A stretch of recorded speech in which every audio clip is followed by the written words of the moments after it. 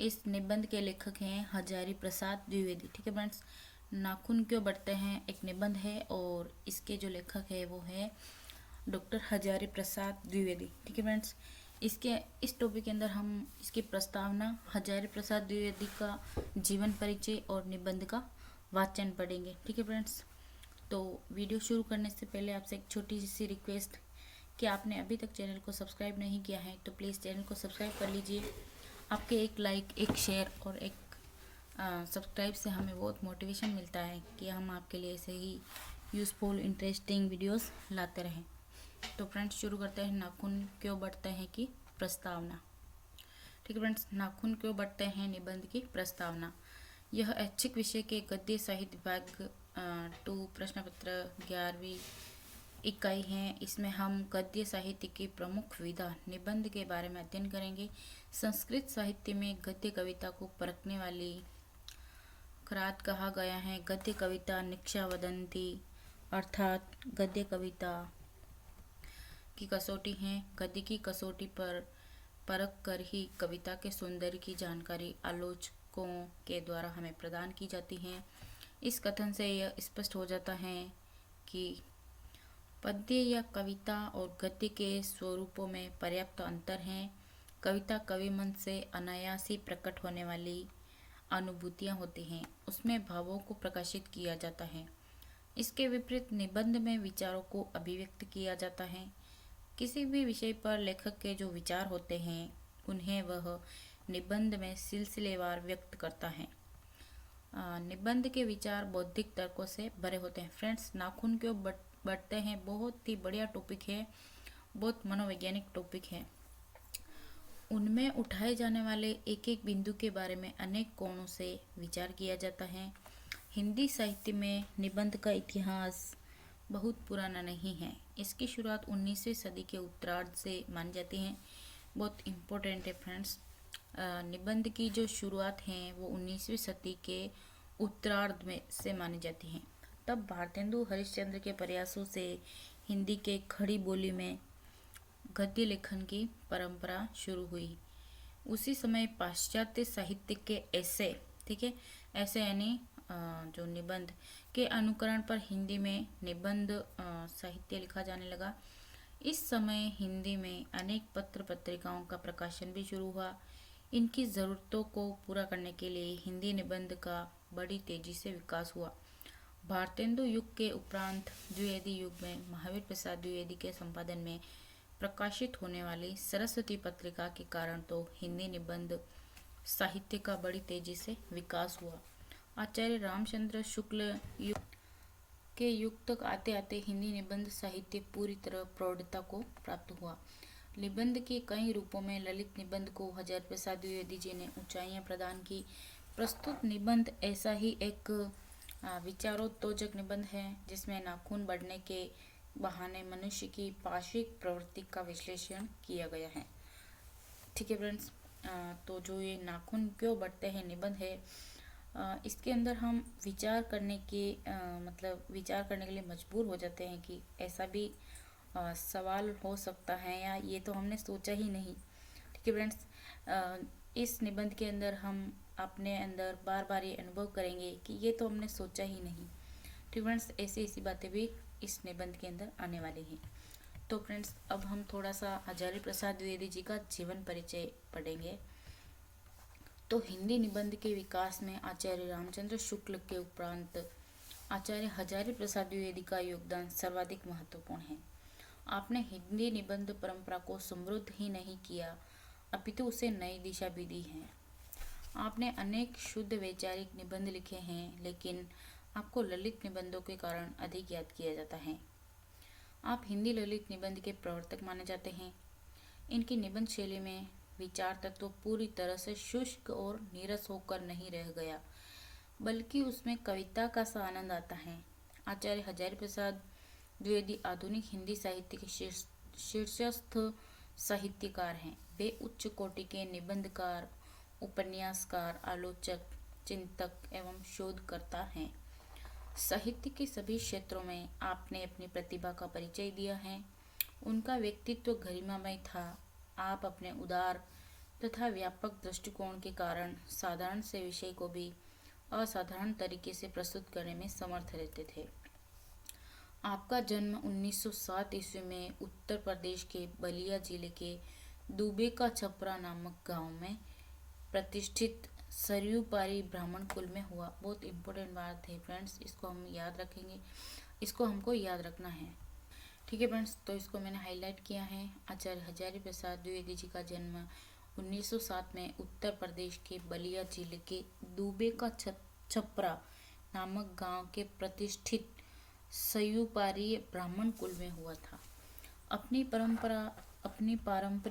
पारिवारिक परंपरा के अनुसार आपने संस्कृत साहित्य का अध्ययन किया। ठीक है, ब्राह्मण कुल से थे इसलिए उन्होंने संस्कृत साहित्य का अध्ययन किया। 1930 ईस्वी में आपने काशी हिंदू विश्वविद्यालय के से ज्योतिषाचार्य तथा इंटर की परीक्षा उत्तीर्ण की। 1930 में ही आप हिंदी प्राध्यापक होकर शांति निकेतन चले गए। 1940-50 तक आपने हिंदी भवन के डायरेक्टर रूप में काम किया। इस समय आपने गुरुदेव रविंद्रनाथ टैगोर के संपर्क में आकर क्रमशः मानववादी दृष्टिकोण अपनाना शुरू किया।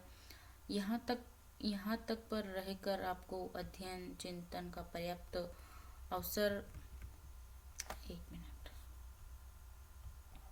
पर्याप्त अवसर प्राप्त हुआ।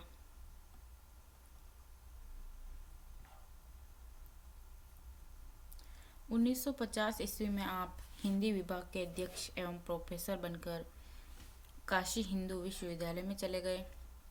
1949 ईस्वी में लखनऊ विश्वविद्यालय में आपके हिंदी सेवाओं को देखते हुए आपको मानद डोलिट की उपाधि प्रदान की। ठीक है, डॉक्टर की उपाधि। 1955 ईस्वी में आप प्रथम राजभाषा आयोग के सदस्य चुने गए। 1957 ईस्वी में आपको भारत सरकार ने पद्म भूषण का सम्मान से अलंकृत किया। 1958 ईस्वी में आप नेशनल बुक ट्रस्ट के सदस्य बने। आपने अनेक कड़ी तक नागरिक प्रचारणी पत्रिका के संपादक का दायित्व भी निभाया। काशी नागरी प्रचारणी सभा के आप उपाध्यक्ष भी रहे। 1960 ईस्वी में आप पंजाब विश्वविद्यालय में हिंदी विभागाध्यक्ष बनकर चले गए। 1979 ईस्वी में आपका निधन हुआ। हजारी प्रसाद द्विवेदी की रचनाएं। ठीक है, 1979 में इनका निधन हो गया था। और इनकी रचनाएं कौन कौन सी हैं, तो इनकी रचनाओं में सबसे पहले उपन्यास को हम देखें तो उनके प्रमुख उपन्यास हैं बाण भट्ट की आत्मकथा, चारू चंद्र लेख, पुनर्नवा तथा अनामदास का पोथा। ठीक है, ये बहुत इम्पोर्टेंट इनके उपन्यास हैं। एग्जाम के अंदर काफ़ी बार पूछा जाता है प्रश्न कि बाण भट्ट उपन्यास के रचनाकार कौन है। ठीक है, तो हजारी प्रसाद द्विवेदी, चारू चंद्र लेख, पुनर्नवा और अनामदास का पोथा। ठीक है, चारों के बारे में अक्सर एग्जाम में पूछा जाता है। और इनके जो निबंध संग्रह हैं वो हैं अशोक के फूल, कुटुज, कल्पलता, आलोक पर्व तथा विचार और वितर्क। इतिहास हिंदी साहित्य का आदिकाल।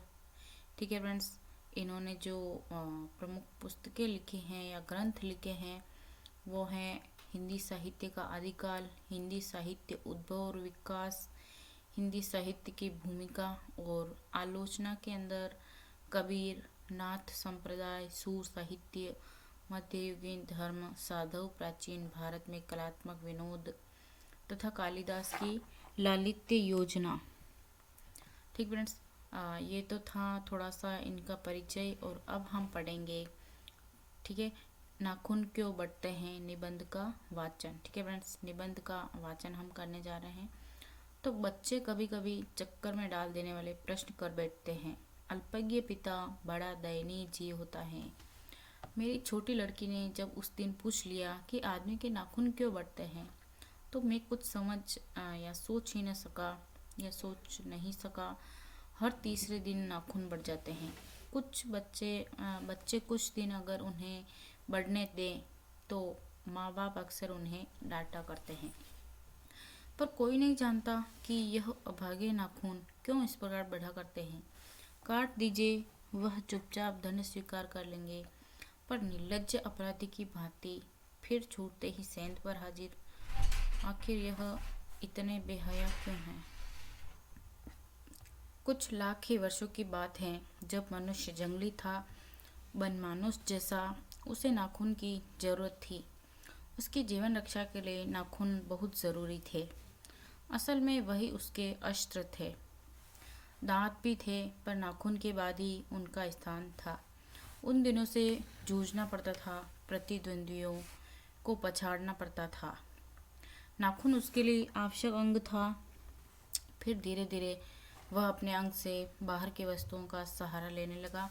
पत्थर के ढेले और पेड़ों की डालें काम में लाने लगा।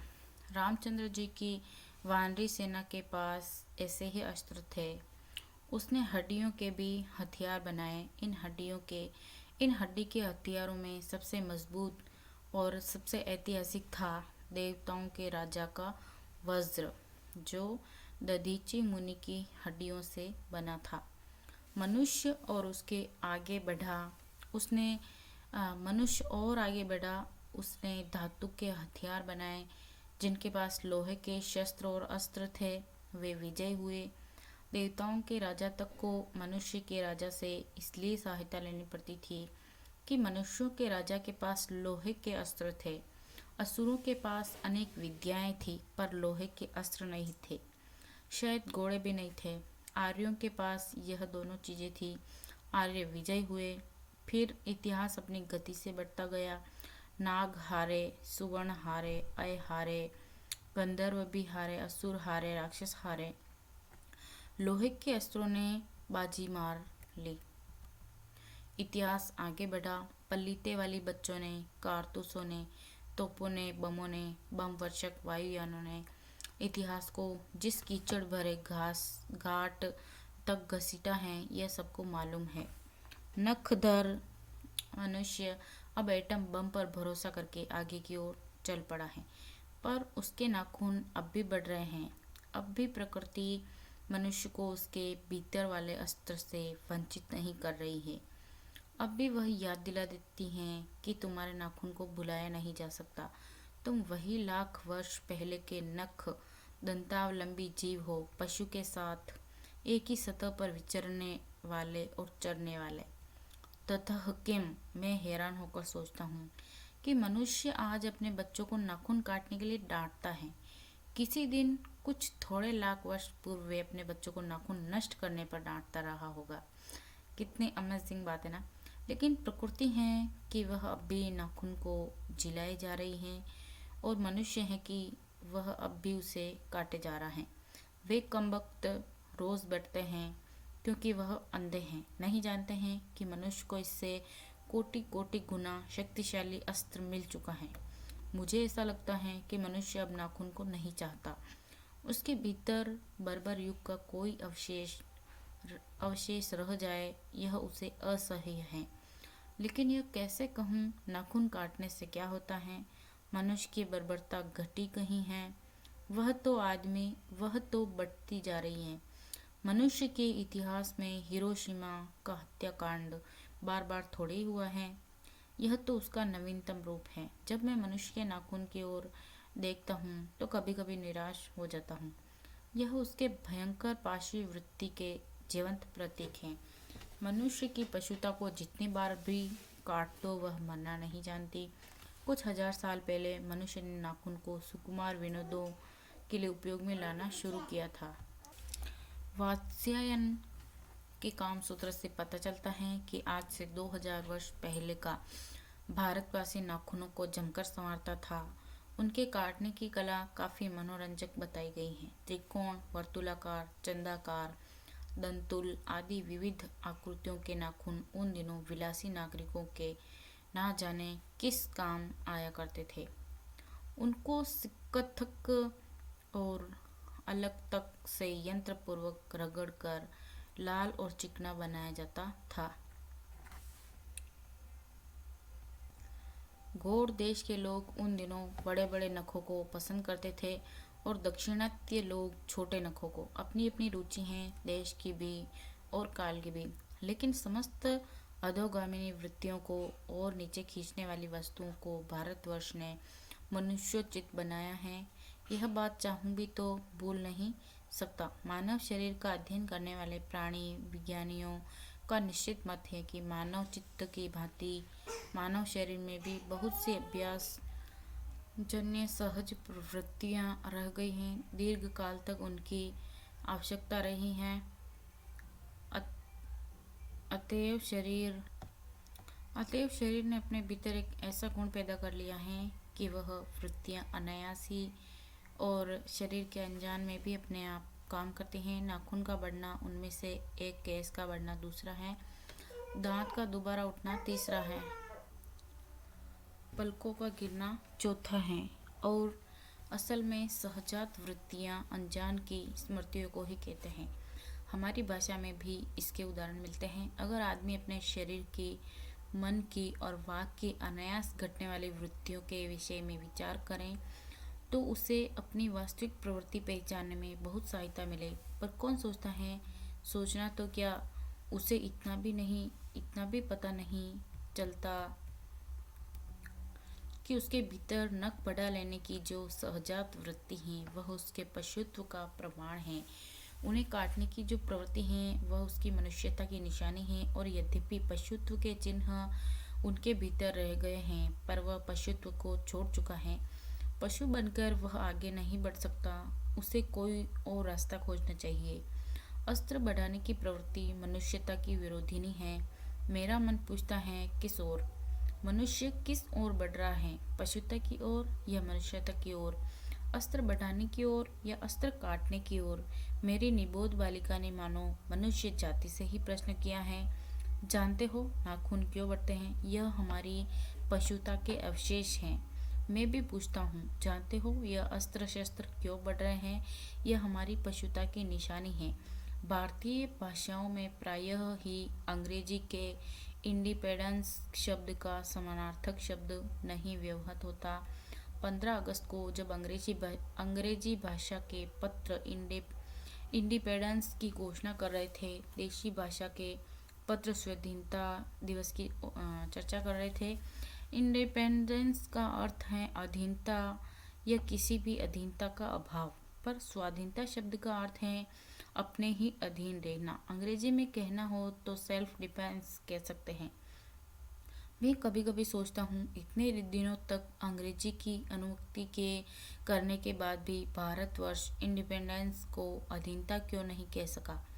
उसने अपनी आज़ादी के जितने भी नामकरण किए, स्वतंत्रता, स्वराज्य, स्वाधीनता, उन सब में स्वयं का बंधन अवश्य रखा।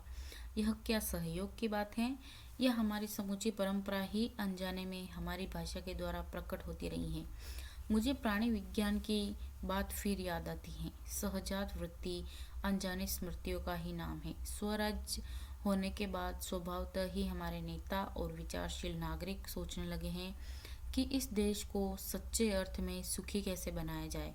हमारे देश के लोग पहली बार ये सोचने लगे हैं। ऐसी बात नहीं है, हमारा इतिहास बहुत पुराना है। शास्त्रों में इस समस्या को नाना भावों और नाना पहलुओं से विचारा गया है। हम कोई नौ सिखुए नहीं हैं जो रातों रात अनजान जंगल में पहुंचकर आरक्षित छोड़ दिए हो। हमारी परंपरा महिमामयी, उत्तराधिकार विपुल और सरकार उज्जवल हैं। हमारे अनजाने में भी यह बातें हमें एक खास दिशा में सोचने की प्रेरणा देती हैं। यह जरूर है कि परिस्थितियां बदल गई हैं, उपकरण नए हो गए हैं और उलझनों की मात्रा बहुत बढ़ गई है, पर मूल समस्या बहुत अधिक नहीं बदली है। भारतीय चित्त जो आज भी अधीनता के रूप में न सोचकर स्वाधीनता के रूप में सोचता है, वह हमारे दीर्घकालीन संस्कारों का फल है। वह स्वयं के बंधन को आसानी से नहीं छोड़ सकता। अपने आप पर अपने आप के द्वारा लगाया हुआ बंधन हमारी संस्कृति की बड़ी भारी विशेषता है। मैं तो नहीं मानता कि जो कुछ हमारा पुराना है, जो कुछ हमारा विशेष है, उससे हम चिपटे ही रहें।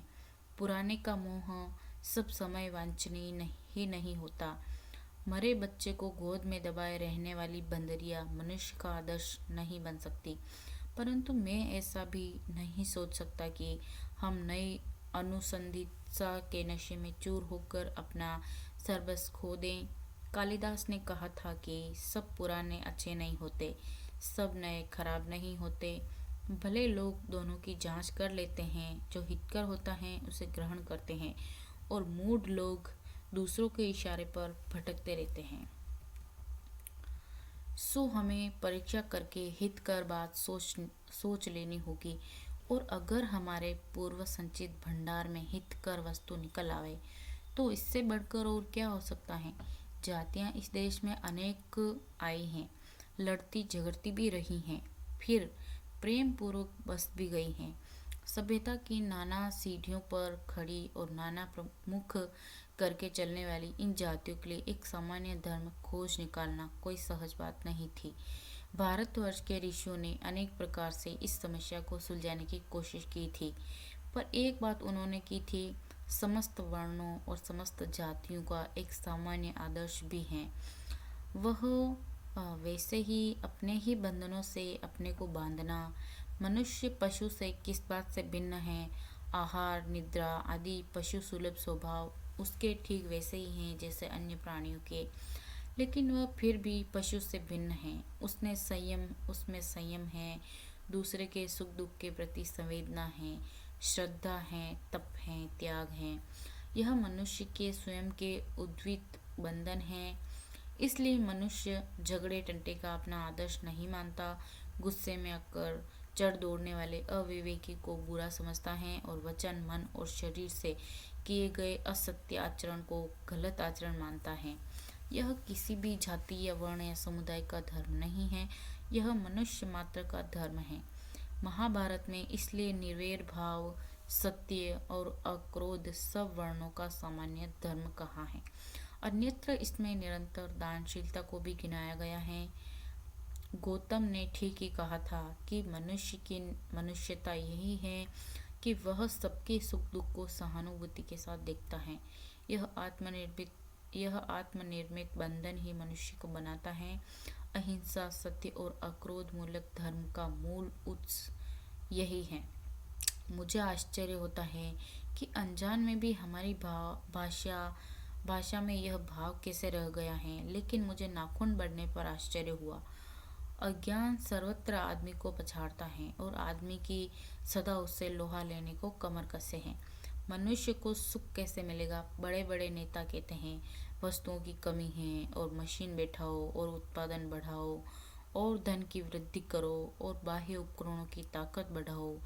एक बूढ़ा था, उसने कहा था, बाहर नहीं भीतर की ओर देखो, हिंसा को मन से दूर करो, मिथ्या को हटाओ, क्रोध और द्वेष को दूर करो, लोक के लिए कष्ट सहो, आराम की बात मत सोचो, प्रेम की बात सोचो, आत्मतोषण की बात सोचो, काम करने की बात सोचो। उसने कहा, प्रेम ही बड़ी चीज़ है क्योंकि वह हमारे भीतर है। उस श्रृंखलता पशु की प्रवृत्ति है, स्व का बंधन मनुष्य का स्वभाव है।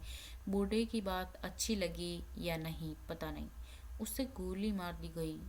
आदमी के नाखून बढ़ने की प्रवृत्ति ही हावी हुई। मैं हैरान होकर सोचता हूँ, बूढ़े ने कितनी गहराई में बैठ कर मनुष्य की वास्तविक चरितार्थ का पता लगाया था। ऐसा कोई दिन आ सकता है जबकि मनुष्य के नाखूनों का बढ़ना बंद हो जाएगा। अब आप ही सोचिए फ्रेंड्स, क्या ऐसा कोई दिन आ सकता है जब मनुष्य के नाखून बढ़ना बंद हो जाएगा? प्राणी शास्त्रियों का ऐसा अनुमान है कि मनुष्य का अनावश्यक अंग उसी प्रकार जड़ जाएगा जिस प्रकार उसकी पूंछ जड़ गई है। उस दिन मनुष्य को पशुता भी लुप्त हो जाएगी। शायद उस दिन वह मरणोस्त्रों का प्रयोग बंद कर देगा। तब तक इस बात से छोटे बच्चों में को परिचित करा देना वांछनीय जान पड़ता है कि नाखून का बढ़ना मनुष्य के भीतर की पशुता की निशानी है और उसे नहीं बढ़ने देना मनुष्य को की अपनी इच्छा है, अपना आदर्श है। बृहत्तर जीवन में अस्त्र शस्त्रों का बढ़ने देना मनुष्य की पशुता की निशानी और उनकी बाढ़ को रोकना मनुष्यत्व का तकाजा है।